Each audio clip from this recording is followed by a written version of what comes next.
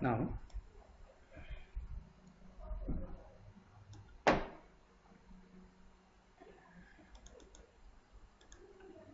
a pentagonal pyramid 25 mm sides of base and 60 mm axis length rests on HP on one of its edges of the base, which is inclined to VP at 30 degrees. Draw the projections of the pyramid when the axis is inclined to HP at 40 degrees. So this is the problem given. So since it is rests on HP, so obviously we have to start from HP. So that is from the top view. So since it is resting on one of the edges of the base, the edge which is resting on the base has to be perpendicular to VP. So edge which is resting on HP has to be perpendicular to VP. Here in this case, AE is the edge which is perpendicular to VP. So that AE is here also, you can see that it is perpendicular to VP. And since it is resting on HP, all the edges are resting on HP here.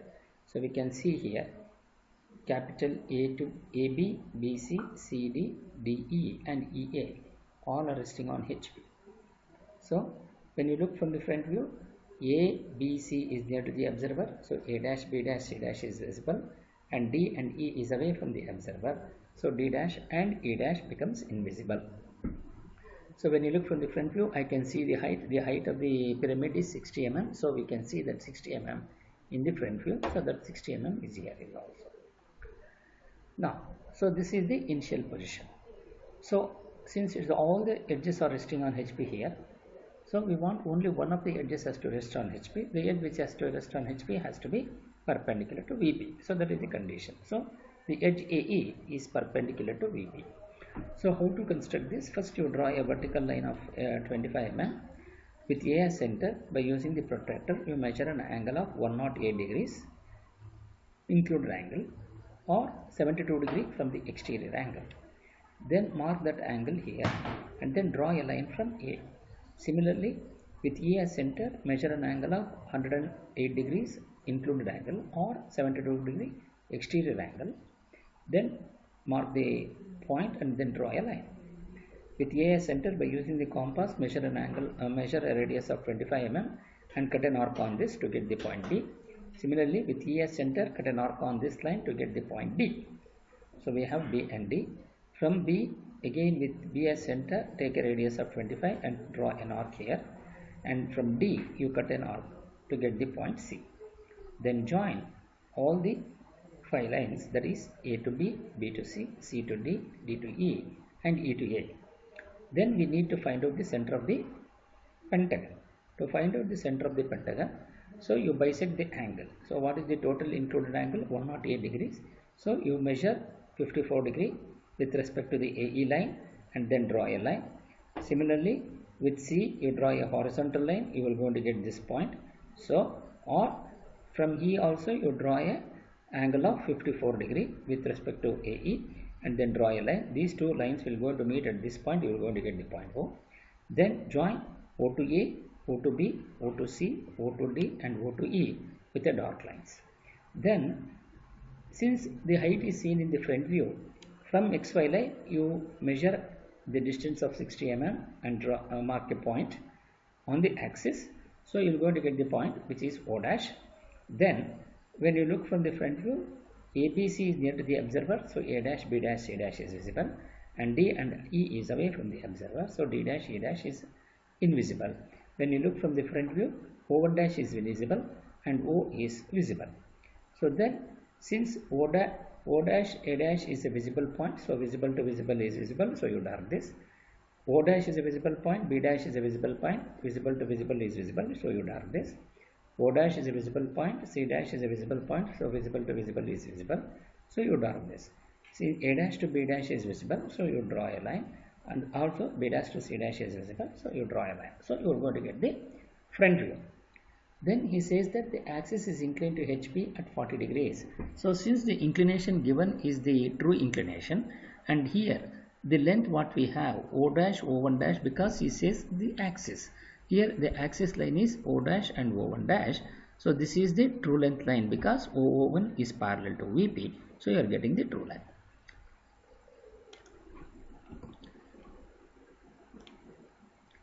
So since it is resting on one of the edges, so the edge which is perpendicular to VP is the one which has to rest on HP.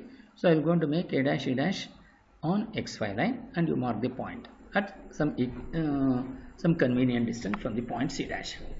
Then since the axis has to be inclined at 50 degrees, so the base has to be inclined at an angle of 50 degrees, so that the total angle should be 180 with reference to the A dash point. So from here you measure an angle of 50 degree and then you draw a line. Then by using the compass you measure the length from A dash to D dash. From A dash you cut an arc on this line to get the point C dash. Then you transfer the distance from A dash to B dash, and from A dash you cut an arc on this to get this point B dash D dash. Similarly, from A dash you measure the distance of O1 dash, then from A dash you cut an arc on that line, so you are going to get the O1 dash. Since O1 dash, O1 dash is perpendicular to A dash C dash, so from O1 dash by using the protractor you measure an angle of 90 degree with respect to that inclined line A dash C dash, and then you draw a perpendicular line. Similarly, then by using the compass you measure the distance from O1 dash to O dash. From O1 dash you cut an arc on this to mark the point O dash. Then complete this second position front view exactly the same as that of the first position front view. Then after this, now we need to write the top view. Since we need to write the top view, from O dash you draw a vertical projector, and from O you draw a horizontal projector to get the point O. Similarly, you draw a vertical projector from A dash E dash and draw a horizontal projector from A and E to get the point AE. Similarly, draw a vertical projector from O1 dash and draw a horizontal projector from O1 to get this point O1. Similarly, draw a vertical projector from B dash D dash and draw a horizontal projector from B and D to get the points B and D. Similarly, draw a vertical projector from C dash and draw a horizontal projector from C to get this point C. And once you get these points, then join them with thin continuous lines. Then you join between A to B, B to C, C to D, D to E, and E to A with thin lines, continuous thin lines. Similarly, draw a line between O to A, O to B, O to C, O to D, and O to E. So you are going to complete the top view. Once you complete the top view, now the question of visibility and invisibility will come into the picture. That is basically because since it is a solid will always have an opaque surface. Now the condition of visibility says that all the exterior edges of the boundaries of the solids are visible. So OB, BC, CD and OD are the edges which are on the complete boundary of the solid, so that is automatically will becomes visible. So you dark them, O to B, B to C, C to D and D to O, you dark them with a dark line. When you look from the front view, so now we are writing the front view for this particular second position, writing the top view for this second position front view. So since I am looking from the top view, so here where is the top view? The top view is here. You can see that OE is the extreme edge. So O dash C dash is the extreme edge, so that is naturally it becomes visible. So you dark between O to C. Once you get this point, now the question is with DE, EA and AB, and similarly OA and OE. So one of the conditions says that the two visible edges can never cross. So which is that if you see, since OC is visible, so AE will not be visible because two visible edges can never cross each other. So naturally AE will become a hidden edge. So you make a dotted line here. You make a dotted line this one. So once you get this as the dotted line, since AE is not on the boundary, now from this point A, there are three edges which are going out. One is AB and the other one is AE and OA.